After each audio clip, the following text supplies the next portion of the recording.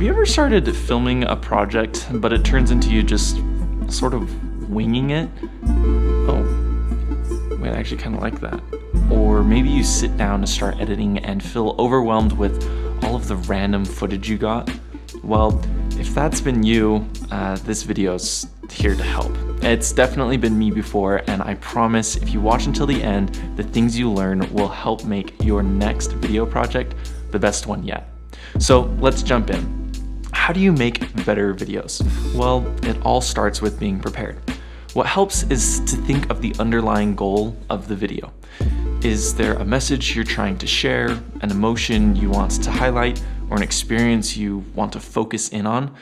Having that vision of your video's purpose will help you get the right coverage. For example, if I'm filming a wedding, I might think of what the couple would really want to see, right? Rather than only getting cinematic detail shots of the flowers and the decor and the ribbons, the couple would probably prefer to see moments of their friends and family. People crying or cheering or having a good time. But it's not enough just to have this general vibe for your project. You'll need something called a shot list. And this can take whatever form you'd like. Sometimes it's pretty loose, just a few bullet points on your phone of shots you want to get. If I was documenting a hike on an island in Fiji, for example, I know I'd want an establishing shot of the island, maybe some hiking shots, and a medium shot of the people at the summit. Simply writing it out can help you ensure you're getting what you need as you're filming it. Because sometimes when you're in the thick of it, you forget what footage you need. A shot list can also take a more specific form as a storyboard. I'm sure you've seen this before when people are making movies. A storyboard is like a shot list, but it's a drawing, frame by frame, of how a scene will look. For example, when I was shooting my first feature film, Geronimo, last year, I created a storyboard for a scene that would take place in a grocery store. It didn't take very long, but it helped me stay focused on the shots I needed since we only had a small window of time to film everything. It ended up being a huge help, and I know it can be a huge help for you too.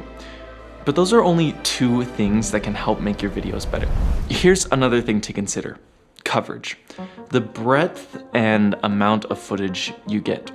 Back in the day when everything was shot in film, you'd had to be certain of the exact shot you wanted.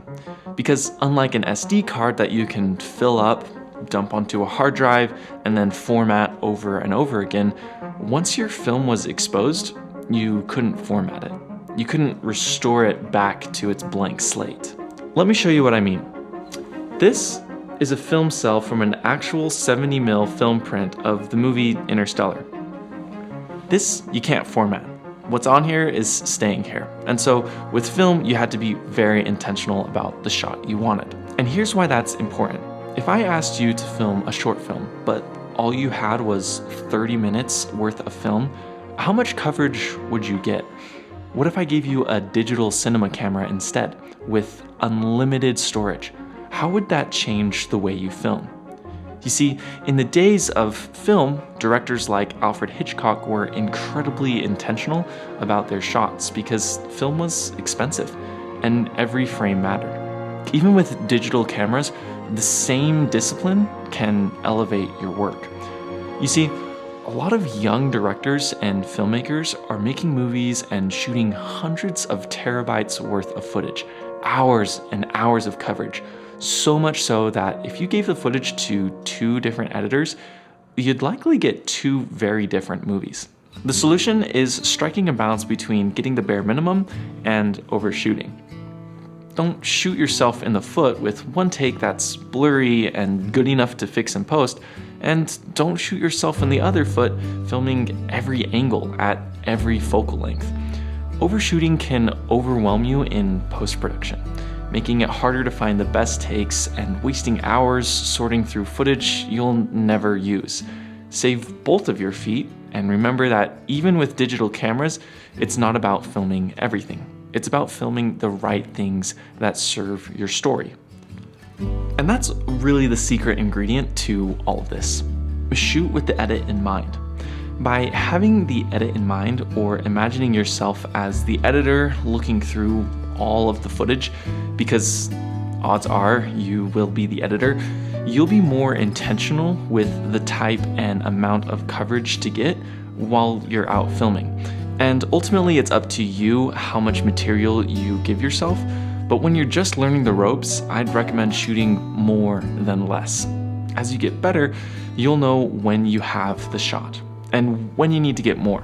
One way to practice having the edit in mind is by storyboarding the first few shots of the scene in your head before you film. Imagine how each cut will flow into the next. This habit will make a huge difference in the way you shoot. And it all ties back to having that clear vision of the purpose behind your video. If the goal is to film a funny and wacky music video, and maybe you only have one afternoon to film it all, you'll want to get as much coverage as possible. Certainly a shot list or a storyboard would help, but contrast that with a narrative film project, where maybe you have two people and they're arguing about the best way to rob a bank. You probably wouldn't show up on set with just your camera and a half-eaten sandwich. You'd probably want a detailed storyboard to reference as you shoot. The key is knowing the demands of your project and adjusting your preparation accordingly. And a small tip here, take the time to review your footage to ensure you got the shot you need. Coming prepared also means knowing the ins and outs of how to work your camera. And if you don't quite know how to properly expose your shot yet, check out this video I made that covers that exact subject. Knowing those fundamentals will help you feel confident in any shooting situation and take your skills to the next level. If you made it to this point, I want to take a moment to say that these videos take a lot of time to make, so if you enjoyed or learned something valuable, please consider subscribing. It's free for you, but a great way to show your support to me. Thanks.